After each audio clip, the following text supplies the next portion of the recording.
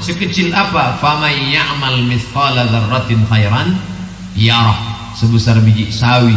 Jadi kalau nanti ibu dikritik orang, apa ibu ini mengkritik timbangan? Biar aja, kenapa? Aku bukan masalah saya tak masalah kamu kurang, tapi nanti kamu yang akan mencari kami di akhirat. Belum tentu kita jumpa di padang mahsyar. Di padang panjang aja Pak ya jumpa, apalagi di padang mahsyar. Maka lebih baik saya luruskan kamu di dunia ini. Datanglah yang mengatur timbangan, kebetulan dekat juga dari kita di sini, yaitu Badan Meteorologi, Klimatologi dan Geofisika (BMKG). Ternyata ini bukan mengurus masalah cuaca saja. Timbangan itu pun diurus oleh BMKG. Pegawainya cerita ke saya, katanya Pak Ustadz, timbangan-timbangan ini tak betul. Satu-satunya timbangan yang betul timbangan posyandu. Yang lain tuh kurang Pak Ustadz. Kalaulah ada rasa takut di dalam hati, maka tak mungkin dia curang. Takut nanti akan mati menghadap Allah, takut matinya su'ul khatimah, takut pertanyaan mungkar nakir azab kubur, takut meniti titian siratal mustaqim, takut nanti akan masuk neraka jahanam, diletakkan kerikilnya di tapak kaki, mendidih otak di kepala. Letakkan tapak kaki yang lebih hari maluhu, mendidih otak di kepala. Saya mengantar kawan ke Hotel Sri Indrayani di belakang. Ketika saya sedang berada di bawah mencari kawan tadi, saya dengar sayup-sayup suara Yasin. Yasin wal Qur'anil Hakim innaka laminal mursalin. Saya tanya pegawainya, ini di mana orang Yasinan pagi-pagi ini? Di sebelah Pak. Sebelah mana? Kantor polisi. Ternyata di musola orang ramai-ramai baca. Pulang saya dengar makin keras kuat. Oh, membaca Yasin. Kenapa Yasin itu yang dibaca? Karena di Yasin itulah kita diingatkan bahwa kita akan mati, dan yang bisa menolong hanya amal ibadah. Datanglah Asi bin Wa'il membawa tulang kering kerontang yang sudah hilang warna corak, rasa bau, lapuk, lalu ditunjukkannya kepada Nabi Muhammad. Ya Muhammad, ayuhyi rabbuka hadzal 'idhama ba'da ma baliya wa ramma. Apakah bisa Tuhanmu menghidupkan tulang yang sudah kering kerontang, lapuk, mati, busuk ini? Nabi Muhammad diam sampai akhirnya datang Jibril membawa wahyu. Apa kata Jibril? Qul, katakan ya Muhammad kepada Asi bin Wa'il yang tak percaya bahwa kalau sudah mati kita bisa hidup lagi. Katakan pada siapapun yang tak percaya bahwa kita akan hidup sekali lagi. Qul yuhyiha alladhi ansha'aha awwala marrah wa huwa bikulli khalqin alim. Ternyata itu ada di surat Yasin. Katakan pada mereka, kalau menciptakan dari yang tidak ada menjadi ada dia bisa, apalagi yang pernah ada lalu dibuatnya menjadi tak ada, dibangkitkannya lagi menjadi ada, tentu itu mudah. Yasin juga yang berkata, innama amruhu idza arada syai'an ayyakula lahu kun fayakun. Itulah mengapa surat Yasin dibaca, dititahkan langsung dari Kapolri ke seluruh jajaran supaya semua membaca surat Yasin. Alangkah baiknya tidak hanya sekedar membaca, tapi juga mengkaji tafsirnya, tafsir surat Yasin. Maka kita akan ingat mati. Mengingat mati makin semangat hidup, karena hidup adalah menuai, hidup adalah menanam, hidup adalah menyemai. Nanti hasilnya akan kita tuai ketika kita menghadap Allah Subhanahu wa ta'ala. Apapun profesinya, menjadi polisi, menjadi jaksa, menjadi hakim, menjadi dokter, menjadi lawyer, advokat, pengacara, menjadi apapun, ini adalah pengabdian. Kebetulan saya diletakkan Allah Ta'ala, Abdul Somad, kau cocoknya ceramah, kau letaknya di sini saja, karena kalau kau mengejar pencuri tak tertangkap, mau menembak kaki kena kepala. Nah, jadi kau bagus di ceramah saja. Ini bidang pengabdian engkau, kau mesti bicara. Tapi ini ada orang tidak bicara, dia tak perlu bicara, talk less, tapi action saja. Nah, ini bidang. Ada memang pekerjaan, profesi, pengabdian kita mesti bicara. Kalau tak bicara justru dia berdosa. Dia mesti bicara, bercakap. Kalau tidak dia justru makan haram. Itulah dia dari bahasa Prancis parler.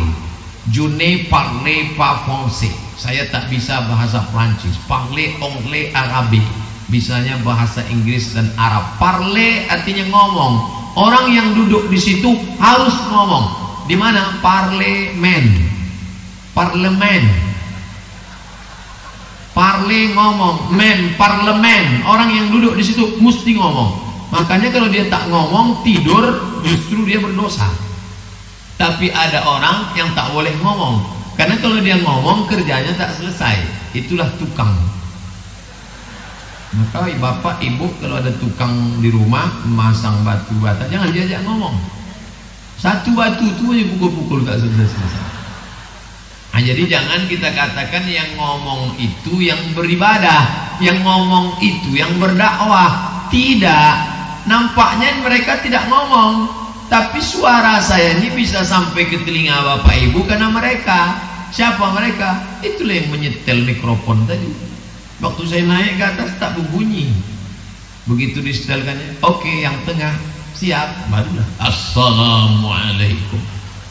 Dia sengaja saya sebut dia supaya jangan sampai dimatikan ya. Nah, sini senjata kita kan. Bapak Ibu yang dimuliakan Allah Subhanahu wa taala. Oleh sebab itu maka semua adalah pengabdian. Hari ini saya melihat gambar Pak Kapolda, gambar Pak Kapolresta, tapi gambar saya pula sampai 3 di sana. 1, 2, 3.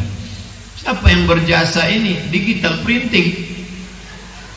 Mereka yang menggambarnya, melihatnya, sampai saya pangling tadi. Ini siapa kok putih kali? Rupanya Photoshop punya kerja. Bapak Ibu yang dimuliakan Allah SWT, jangan mengecilkan peran siapapun karena dia sedang beribadah dengan profesi pengabdiannya itu. Menjadi polisi, kepolisian sebagai ladang ibadah. Menjadi tentara, TNI, Angkatan Darat, Angkatan Laut, Angkatan Udara, itulah medan juangnya. Makanya ketika ada mahasiswa, Ustaz saya sudah selesai S1. Dari mana? Fakultas Hukum Universitas Riau. Gimana pendapat Ustaz? Lanjutkan kau S2. Ini hukumnya hukum Belanda Pak Ustaz. Loh, dengan hukum Belanda itulah engkau mengerti lalu bisa kau bela orang-orang yang teraniaya. Nanti kalau ada orang Riau yang tanahnya diambil, siapa membela dia? Lembaga bantuan hukum engkau buat. Pergi nanti kau S3 Doctor of Philosophy dari Leiden Belanda, kau pelajari betul di sana. Nanti pulang engkau yang akan menegakkan kebenaran di tengah orang yang tak mengerti hukum. Disitulah medan jihad engkau.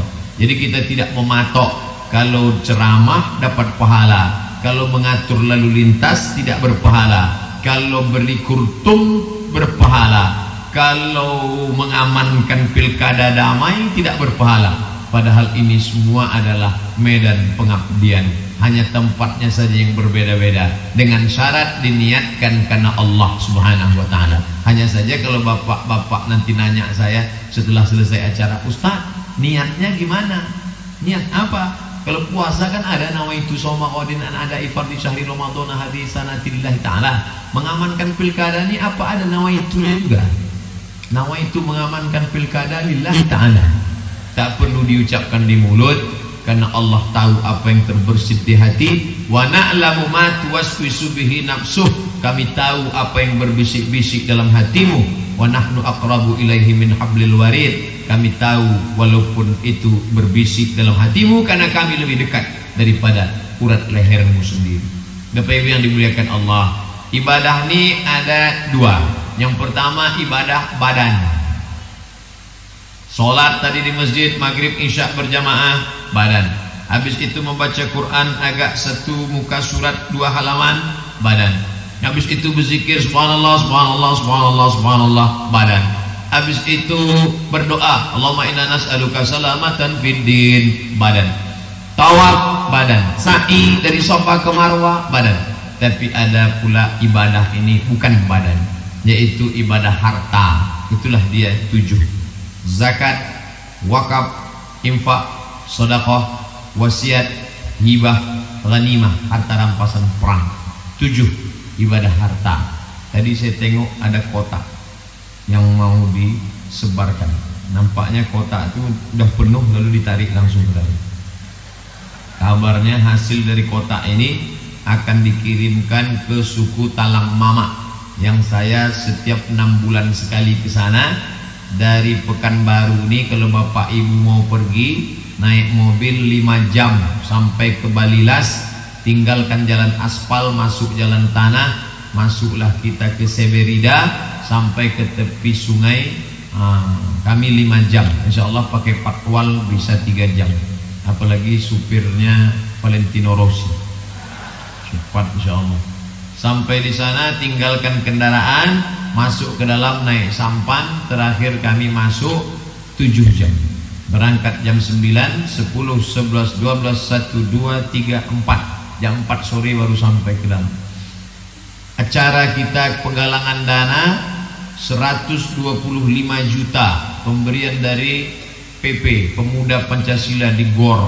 Nah, itu langsung kita kirimkan ke sana untuk pembuatan lokal. Lalu kemudian ikut pula dari Bank Mandiri Syariah. Kami mau lihat nyata Pak Ustaz. Ketika kami tunjukkan, ini dia. Kalau begitu kami nggak maulah untuk memberi 1, 2 atau semen atau ini. Jadi gimana Pak? Kami maunya kami satu bangunan utuh kami saja. Dia rupanya mau surga sendirian, tak mau bareng-bareng orang lain. Macam-macam makhluk unik berjumpa. Tapi saya tidak ada dalam yayasan itu, tidak dalam pembina, tidak penasehat, tidak anggota, tidak apapun, agar tidak muncul fitnah. Hanya sekedar pengumpul dana saja. Dan kami tidak pernah membawa proposal kemanapun, dari Pemko, Pemprov, murni jamaah. Maka kalau malam ini disebarkan kotak, itu murni inisiatif dari bapak-bapak kepolisian, karena prihatin melihat saudara-saudara kita. Sebagian anak-anak itu disekolahkan, nanti bapak ibu pergi ke Rumbai, ibu-ibu bisa pergi ke sana, ibu Bayangkari, setelah jembatan Leton terus ketemu simpang 4, jangan terus ke sana karena membingungkan, ada simpang bingung namanya. Nah, ibu belok kiri, Politeknik Kaltek, terus aja, nanti sebelah kiri ada pesantren namanya Darul Muqamah. Darul Muqamah ini ada beberapa anak suku Talang Mama. Bisa diberikan pakaian, diberikan makanan, uang jajan. Mereka ditampung di sana oleh salah seorang hamba Allah yang baik hati. Kamu sekolah sini, kami yang tanggung. Tapi kalau ada yang mau bantuan silakan. Ketika saya sedang makan, tiba-tiba datang Pak Profesor. Ustaz Somad, iya, kemarin kami lihat video Ustaz masuk ke suku Talang Mama. Iya Prof. Nah, tolong kirimkan 2 orang ke tempat kami untuk sekolah bidan gratis. Nah, nanti dia setelah tamat jadi bidan, dia akan pulang ke kampung menyelamatkan ibu-ibu yang mungkin pendarahan, maaf, karena tidak mengerti kesehatan, yang masih melahirkan anak melalui dukun kampung. Kemudian ini akan, alhamdulillah, ditampung mereka di kebidanan. Begitu juga Profesor Suhaimi dari sekolah kebidanan ini PMC. Ustadz silakan kirim. Akhirnya, masya Allah, banyak hamba-hamba Allah yang mau menolong karena mereka menganggap ini bagian dari ibadah amal jariah. Bapak Ibu yang dimuliakan Allah Subhanahu wa taala. Karakter kepribadian insan Bayangkara apa gunanya? Guna mendukung pengamanan pilkada. Kita tahu 2018-2019 genting, luar biasa. Global warming, permanasan global, sehingga cairan dari es kutub yang mencair membuat naiknya permukaan laut, suhu memanas. Oleh sebab itu ini mesti kita dinginkan bersama. Kalau sudah nampak agak-agak panas, banyak berzikir. Astaghfirullah Rabbal baraya, astaghfirullah minal khataya.